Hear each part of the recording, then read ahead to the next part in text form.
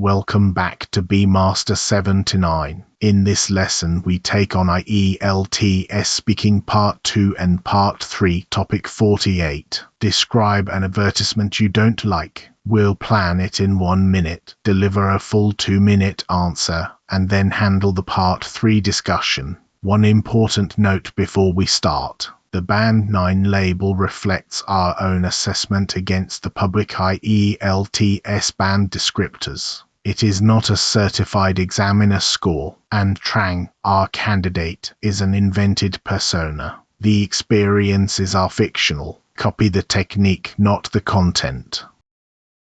Here's the plan. First, the format of Part 2. Then the cue card exactly as it is written. Then a 1-minute planning method you can use on any card. After that, the model answer broken into 4 chunks with coaching, and then delivered in full at exam pace. Finally, Part 3, with 4 questions, 2 language banks, and the criteria that produced the score. Part 2 is the long turn. The examiner hands you a card and a pencil. You get exactly 1 minute to prepare and make notes. Then you speak for 1 to 2 minutes, and the examiner will not interrupt you. If you stop early, the examiner may ask 1 short rounding off question, but you should aim to be stopped at 2 minutes rather than to finish at 40 seconds. Here is the card, exactly as it is written. 3 bullets, then the explanation. Read all 4 lines before you start planning. The most common mistake on this card is spending 90 seconds describing the advertisement and only 10 seconds explaining why you dislike it. That final line carries the most marks.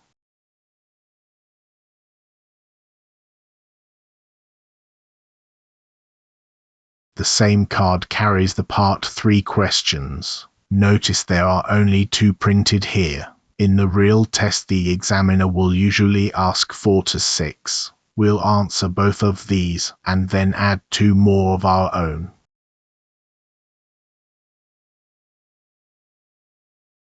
Before we go on, 3 honest notes about this card. We show practice material exactly as we receive it, and flag anything unusual rather than quietly correcting it.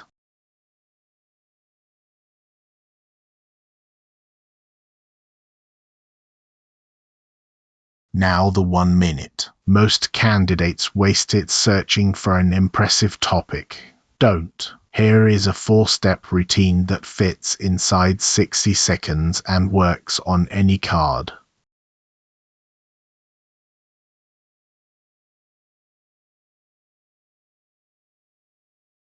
Here are the actual notes Trang would write. Look at how short they are. Keywords, not sentences, because you cannot read and speak naturally at the same time. And notice the 3 separate reasons at the bottom. That is the single most valuable thing on the page.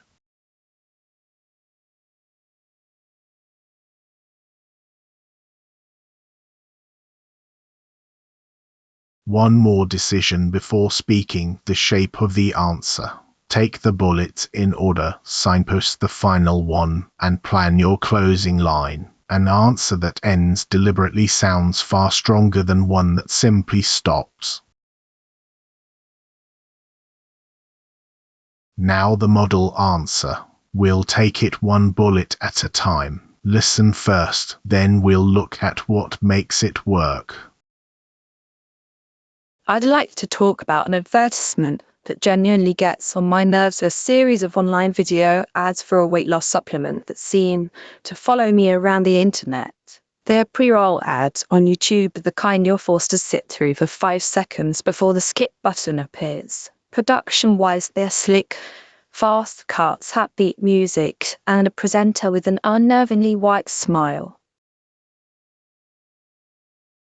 Notice how Trang answers the question in the very first clause, then adds an attitude phrase, gets on my nerves. Examiners are listening for opinion, not just description. Also notice the precision, not an advert on the internet but a pre-roll ad on YouTube. Specific detail is what separates Band 6 from Band 8. The product itself is some sort of herbal capsule that supposedly melts fat away without any change to your diet or your exercise routine. The whole pitch is built around a before and after transformation, a woman looking miserable in baggy clothes and then beaming in a swimsuit, apparently just 3 weeks later. Two things to steal here. First, the hedging word supposedly, which signals skepticism without a clumsy phrase like "I think it is a lie." Second, the concrete image of the woman in baggy clothes. Describing one vivid frame is far more effective than saying the advertisement is not realistic. I first came across it about 6 months ago, late one evening when I was watching cooking videos of all things. Since then it's been more or less inescapable. It pops up on my phone, on my laptop, and even on my parents' television, which suggests it's being pushed very aggressively rather than targeted at me personally. This bullet is a trap for weaker candidates because a date and a place can be answered in 4 words. Trang extends it by contrasting the first time with the situation now and finishes with an inference it's being pushed aggressively rather than targeted. Extending with reasoning is a Band 9 habit. As for why I can't stand it, there are 3 reasons. First and foremost, it's blatantly misleading. There's no credible evidence behind the claims, and the small print flashes up for a fraction of a second, which strikes me as deliberately deceptive. Secondly, I find it quite insidious in the way it preys on people's insecurities. It's essentially telling viewers that their bodies are a problem to be fixed, and that's a message we could all do without, particularly younger viewers. And finally, on a purely practical level, the sheer repetition wears you down. Being bombarded with the same 30 seconds of footage day after day breeds resentment rather than brand loyalty. So all in all, it ticks every box for what I dislike in advertising: dishonest, manipulative, and relentless. The final bullet carries the most marks, so it gets the most time. Trang announces 3 reasons, then delivers exactly 3, flagged by first and foremost, secondly, and finally. That is fluency and coherence made audible. The closing line, dishonest, manipulative, and relentless, is a rule of 3, and it tells the examiner you have finished on purpose rather than run out of ideas. Now let's hear the whole thing at exam pace, without stopping. Follow the transcript on screen, and listen for the pauses that separate the 3 reasons. I'd like to talk about an advertisement that genuinely gets on my nerves: a series of online video ads for a weight loss supplement that seem to follow me around the internet. They are pre-roll ads on YouTube, the kind you're forced to sit through for 5 seconds before the skip button appears. Production-wise, they are slick, fast cuts, upbeat music, and a presenter with an unnervingly white smile. The product itself is some sort of herbal capsule that supposedly melts fat away without any change to your diet or your exercise routine. The whole pitch is built around a before and after transformation, a woman looking miserable in baggy clothes and then beaming in a swimsuit, apparently just 3 weeks later. I first came across it about 6 months ago, late one evening when I was watching cooking videos of all things. Since then it's been more or less inescapable. It pops up on my phone, on my laptop, and even on my parents' television, which suggests it's being pushed very aggressively rather than targeted at me personally. As for why I can't stand it, there are 3 reasons. First and foremost, it's blatantly misleading. There's no credible evidence behind the claims, and the small print flashes up for a fraction of a second, which strikes me as deliberately deceptive. Secondly, I find it quite insidious in the way it preys on people's insecurities. It's essentially telling viewers that their bodies are a problem to be fixed, and that's a message we could all do without, particularly younger viewers. And finally, on a purely practical level, the sheer repetition wears you down. Being bombarded with the same 30 seconds of footage day after day breeds resentment rather than brand loyalty. So all in all, it ticks every box for what I dislike in advertising: dishonest, manipulative, and relentless.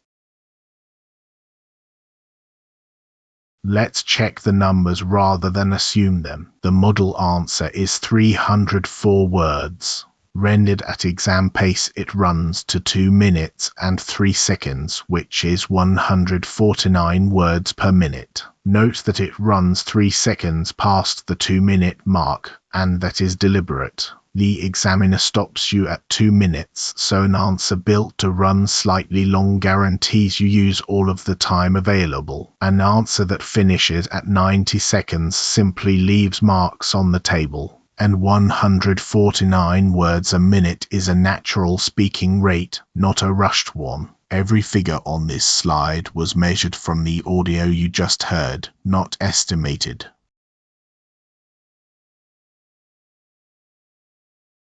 That's part 2. Part 3 is a discussion of 4 to 5 minutes on themes connected to your card. The questions move outward from your country to society in general. The examiner wants opinions supported by reasons. Personal stories, which were an asset in part 2, are a liability here. Aim for roughly 40 to 60 seconds per answer. Question 1. What kind of things advertise most in your country? Before you answer, plan it in 5 seconds. Name 2 or 3 sectors, not one. Give a concrete brand or product example. Add what has changed, channel versus product. The card's grammar is unusual here. Answer the obvious intended meaning, which is what gets advertised the most. Never correct the examiner.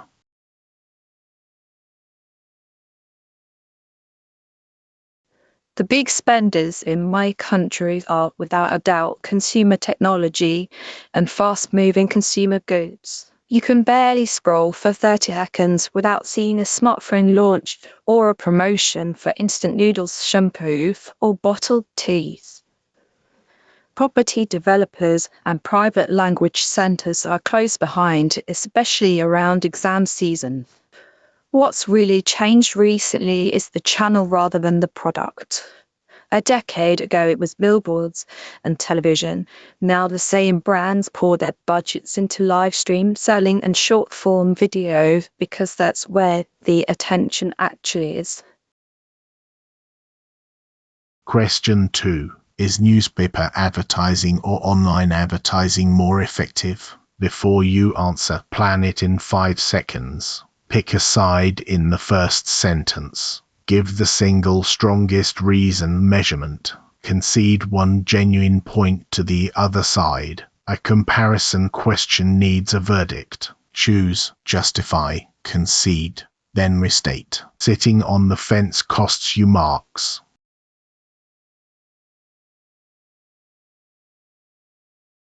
For the overwhelming majority of brands, online advertising wins hands down, and it really comes down to measurement. With a digital campaign, you can see exactly who clicked, what they bought, and what it cost you, whereas with the newspaper, you're essentially paying for circulation figures and hoping for the best. Online also allows very fine targeting by age, location, and interest. That said, I wouldn't write print off entirely. Newspaper advertising still carries a certain credibility, particularly with older readers, and there's no scroll past reflex with the printed page. So online is more effective for reach and return on investment, but print keeps an edge in trust. Question 3. Should there be limits on advertising aimed at children? Before you answer, plan it in 5 seconds. State the position, then the mechanism, not just the feeling. Cite a precedent that already exists. Name the limit of your own argument. Should questions reward nuance? Take a clear side. Then show the boundary of your own position with a phrase like "where I'd hesitate."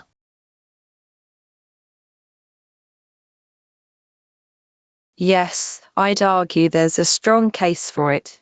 Young children simply don't have the critical faculties to recognize a persuasive intent. They take a claim at face value, which makes them uniquely vulnerable.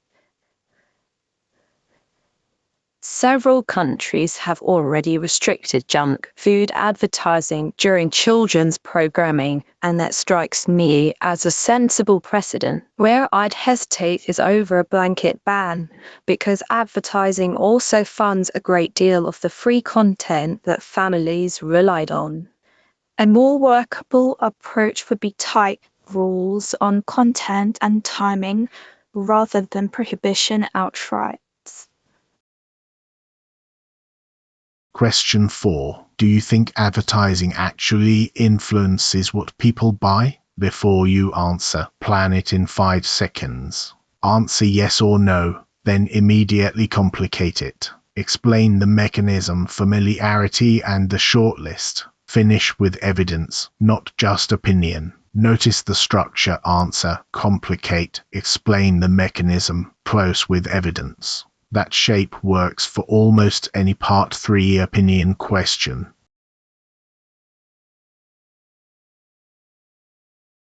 Absolutely, though perhaps not in the crude way people imagine. Very few of us watch an advert and rush out to buy the product on the spot. What advertising really does is shape the shortlists. When you're standing in the aisle, the brand you've seen 100 times feels familiar and therefore safe, and familiarity does a great deal of the persuading. There's also a status dimension. A lot of advertising is selling an identity rather than a product. And frankly, the fact that companies spend billions on it every year is fairly compelling evidence that it works.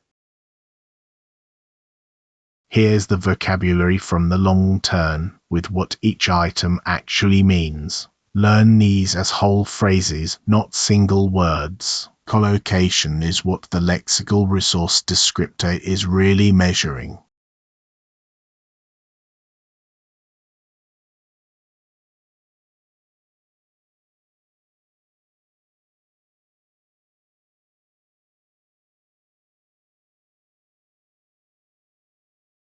And here are the discourse markers.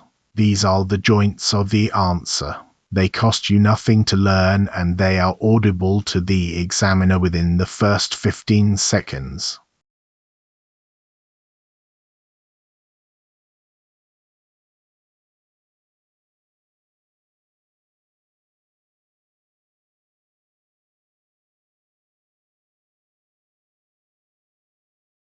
So why do we assess this as Band 9? Here are the 4 criteria, with what the answer did for each one. To repeat the caveat honestly, this is our own assessment against the public band descriptors, not a certified examiner score. Use it as a target, not as a guarantee.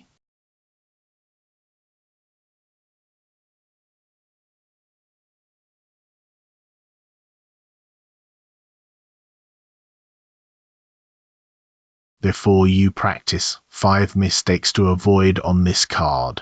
Every one of these is common, and every one of them is easy to fix.